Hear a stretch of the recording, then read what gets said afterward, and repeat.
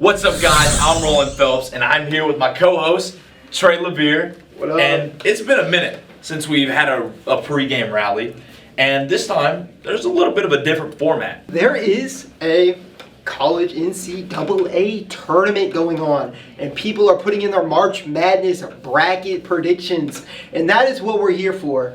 Now, my friend Rolan loves college basketball. Me, however, never seen any of it, but I think I can make a pretty good bracket, and I think I can do it better than Rolan. Trey, you want to start off first? Yeah, I got... We'll just go first round. You go with your picks, I'll go with my picks. All right, I got UConn taking the first round. Okay. What about you? I got UConn as well. The very consistent team, no huge mistakes. I really doubt that they're going to pull a Purdue and lose against the 16th seed. This is one of my favorite picks, and I believe it's going to be the Cinderella story. And for those that don't know, a Cinderella story in March Madness is the underdog that takes it all the way. Maybe they won't win the entire thing, but they take it to third, fourth round. You know, they could go to the Final Four. And that is exactly what we are looking at here. We are looking at a team that previously was a 9 seed last year, and they took it all the way to the Final Four. Florida Atlantic University, a great team. They had a great run last year, and I believe they can do it. And the only thing that I see caution at is their 7-2 quad 4 losses. So they're 7-2 in quadrant 4, which if you don't know, you have quadrant 1, quadrant 2, quadrant 3, and quadrant 4.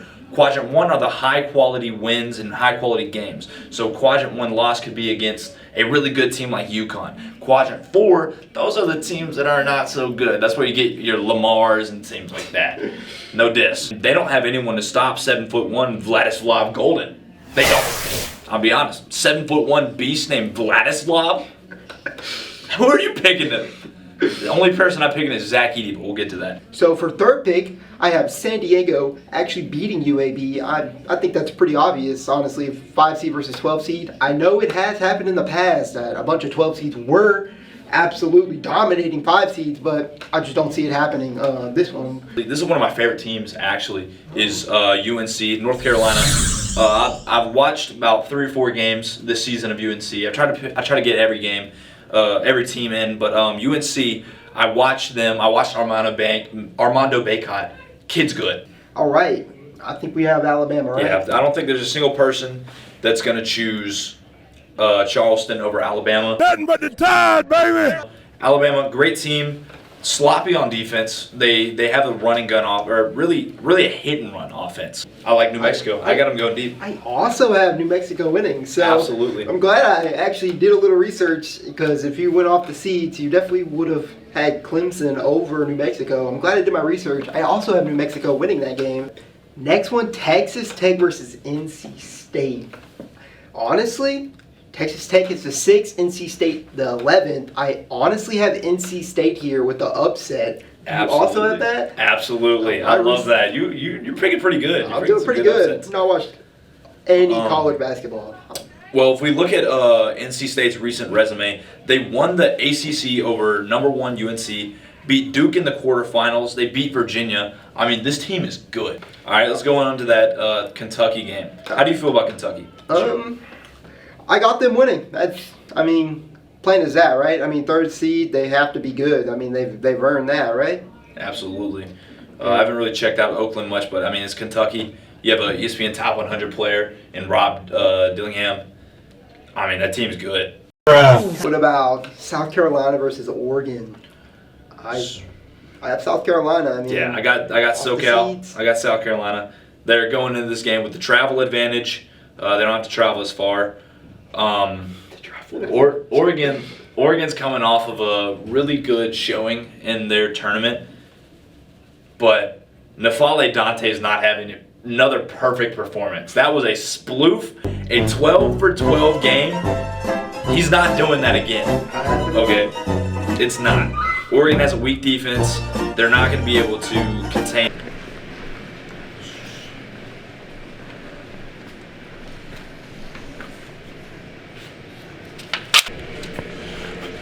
I'm scared. I don't know where he is. Hey, Coach, where are you? Purdue is winning 71-60. Coach, didn't work. 07 was the last time we're winning, but it's about to say 25. What's up, guys? I'm Rolan Phelps, and I'm here with Coach Davis, our boys basketball coach. How you feeling today, Coach? I'm feeling good, man. Good. So, recently you challenged our teachers to a contest for March Madness, and I just wanted to ask you a little bit about that, and also who your Final Four is. But first, what made you get into just creating these tournaments where all the teachers could compete for who had the best bracket? Man, you know, man. I feel like it was going to be fun. You know what I'm saying? Absolutely. All the teachers, like they in basketball too, who I picked. You know what I'm saying? So, yeah. Absolutely. All right. So I wanted to ask you personally, who is in your Final Four? First, Coach Fogo. You know what I'm saying? Bro, we're talking about the team. So, Coach, I wanted to ask you, who is in your Final Four? Houston, UConn, Kansas, and St. Mary. That is an interesting pick. Why St. Mary? You know, man. I love the name. Okay. Well, that's an interesting reason to pick, but I like it. I don't hate it. So who do you have winning it all? Kansas City. Kansas. Okay, Kansas. You're a big Kansas fan, of course. Yep. I love Kansas.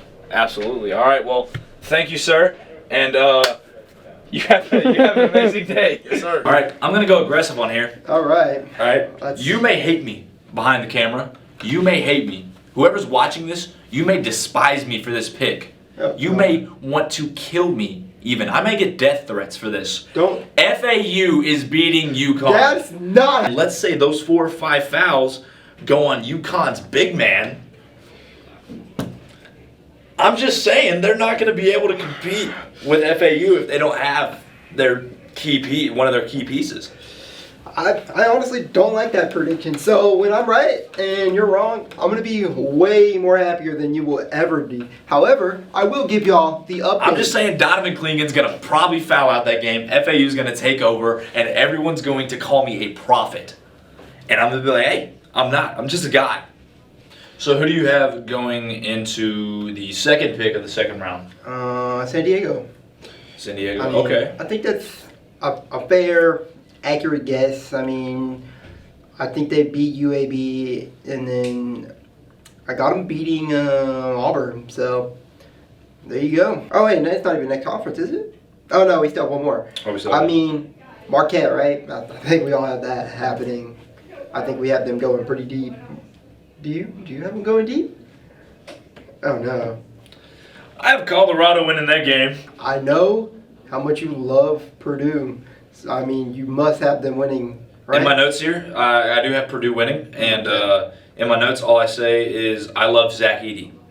So, There you go. Purdue. FAU till I die. There's no way. Absolutely. FAU is beating Iowa State. That might make more people mad than me saying over UConn.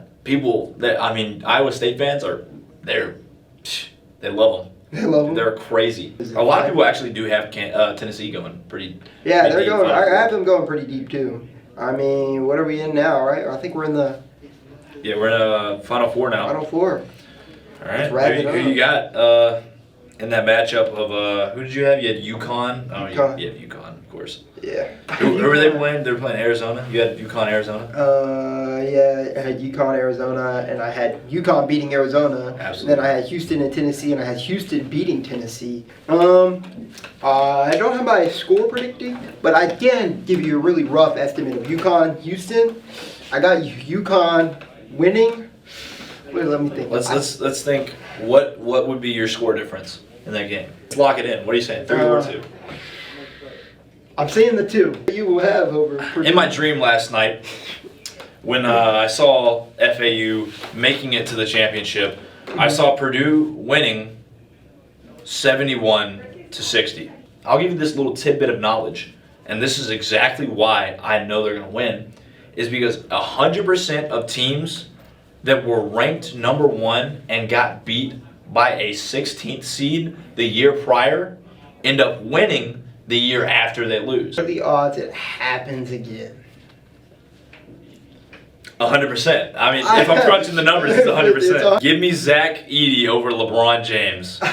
death beam pointed at Earth, That's and only one player to take the crazy. shot. I want Zacharias Ederston. If Purdue loses in the first round again, I'm gonna sell my estate. I'm gonna sell my car. I'm gonna sell my soul. I guess that wraps it up. Yeah. This is more of like a podcast style episode, absolutely. But I love it. yeah, I don't have to read a script or anything. yeah. I mean, we're just going off top here. But thanks for watching, and I hope your bracket ends up doing well. Not as well as mine, of course, where I will be the first person to have a completely perfect bracket. But we will be on the Hawk Nest next week. We'll be on a regular mainstream Hawk Nest. And so we will give you all updates from there. So stay tuned in for that. And we will, I guess how we'll do it is whoever has the most correct advances of each round will win that. And then, of course, we're going to see who wins it all. This has been a special episode of Pregame Rally. And I'm Rolan Phelps. I'm Trey Louviere. And we appreciate you. And I hope your March is a march of greatness.